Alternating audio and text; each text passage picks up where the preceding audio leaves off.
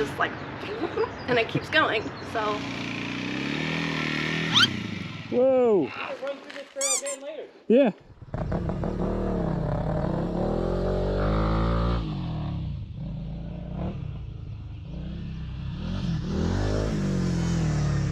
What's up guys, it's Andrew and I'm back with a new video for you today. And this video today is something that a lot of people asked for and I promised I would do, which is to put an inexpensive skid plate on your Honda 300L. How you do this is you modify an CRF250L skid plate. A bunch of people have asked me how to do it, and if you're interested in basically drilling 2 extra holes, you'll be able to get this guy on here and it'll cost you around $70. That's what it cost me for this awesome skid plate that's light. It weighs 3.5 pounds and it offers a lot of protection to the undercarriage and the water pump of your bike. But before that, a little bit of channel news. Tons of people seem to have loved my Honda 300L review and my review of the KLX300 versus the Honda 300L. So I took a poll to see what bike I should test next versus the Honda 300L. I let the poll run for one day and it seems the majority of you guys would like to see me test the DRZ 400S versus the Honda 300L. So as promised, I will deliver that video to you and it should be here between Friday and Sunday this weekend coming up. So if you could, turn on the bell at the bottom just so you don't miss that video when it launches, since a lot of you guys have been asking for it in the comments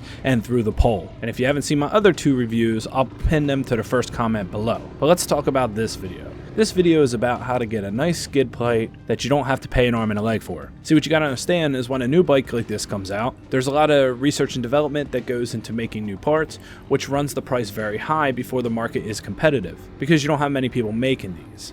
Now, the Honda 300L does have a different frame than the 250L. That's probably part to do with how the Honda 300L is lighter than the 250L. But by doing this means that a lot of the same parts will not fit on there. But these bikes are similar enough where I can show you in this video how to install the CRF's 250L skid plate. Now, I will put a comment below that is linked to my Amazon storefront, which I usually use for computer parts, my other business, but it will have a list of where you can buy this exact skid plate. This way, it makes it easy for you, and I'll show you what it looks like here on the Amazon store. We'll go through every step you need to do to install it, parts and everything. But as you can see, it covers all the essentials and it is pretty robust. I prefer the plastic skid plates myself. I know some people don't, but I do because I like the weight advantage they give you over the steel or aluminum, and I feel they're pretty durable. They don't really ever get smashed in, they hold their form, and they deflect anything that could rip apart, you know, a bolt or something on your bike. Some people have complained that Honda did not offer a stock skid plate, but I'm happy they didn't, because if they did, research and development once again, it could have cost the bike another $50 to $100 to put a potato chip tin can thin skid plate. By not putting one on there and allowing us to do it, they were able to keep the price low,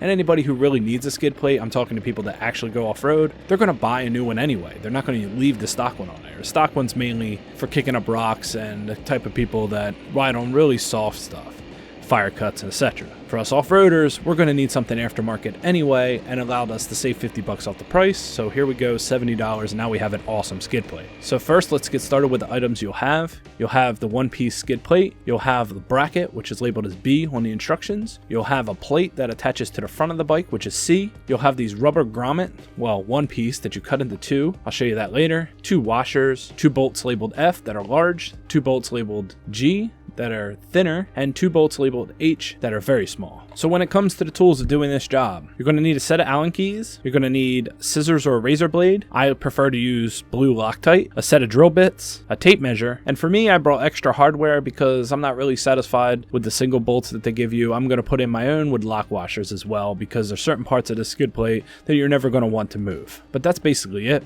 For the drill and the drill bits, I used my drill press. You could do this with a regular drill, you just have to be very careful. Alright, first thing I did was I measured the distance in the holes in the original plate and then compared it to the distance in the holes on the actual bike. What I've came to the conclusion is that on the 300L, the holes are closer together and slightly higher. So I moved them to 2 inches and 1/8 apart and about 1/8 above. Now it was a little bit of tight fit when I put it on, so you might want to go 2 inches and 3/16, but at the end of the day, it doesn't really matter, you have play, and also you could bore the holes slightly bigger, which will allow a bigger tolerance on where you drill your holes, but for me this worked out perfect. So as you see here, I wrote 2 1/8 inch on my plate, so I remembered the exact distance of where I'm going to drill my holes. And then the next part is assembling the other pieces, because we're going to do our test fit. So I just roughly put the pieces together nice and loose, and I could show you underneath the bike exactly where the back part of the skid plate hooks onto the bike. It has this little bracket that hooks up and around on the frame, and you can see here as I secure it into place.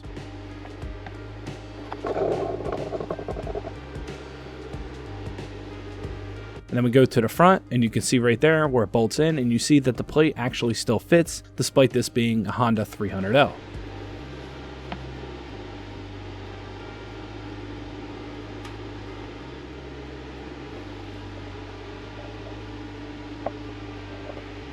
Alright, next it's time to drill my holes, and as I said, I had 2 1/8 inches apart and an 1/8 inch above. Then we'll just rip right through this. I use a little wood clamp and some wood to drill through just to keep it secure, because if you don't, it's going to drill it at a weird angle because of the positioning of this plate. Just make sure that you use some type of oil to lubricate your drill bit so it doesn't get too hot.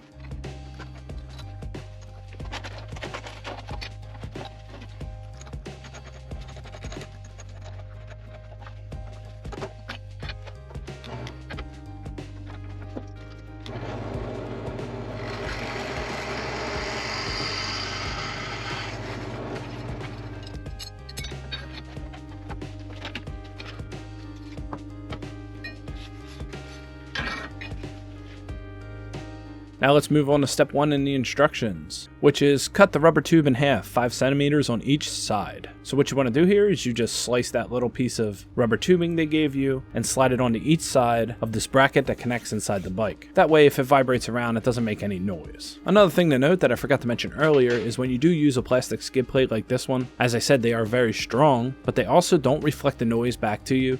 Like you get with the metal ones, you get like this sewing machine effect. You don't get so much of that when you use a plastic skid plate. I feel weird saying plastic skid plate, but honestly, these things are really strong, really robust, and built very strong. The word plastic just seems weak, and that's not the case here. Alright, step 2 is to fix bracket B to the skid plate using screws G. Now screws G are going to be the medium size screws in your screw list, and with stuff like this that I know I'm not going to have to take back off, I like to use a little bit of blue Loctite.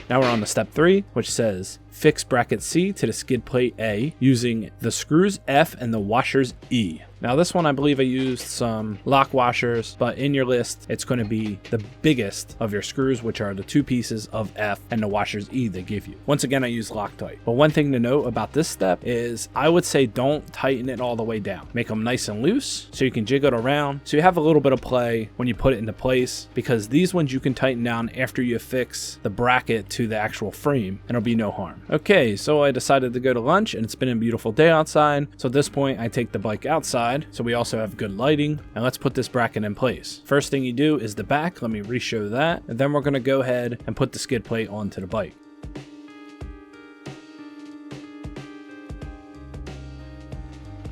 Now there was no way for me to do it without being in the camera's view, so I hope you get a good idea from looking around my hands when I move, but it was just the way it worked.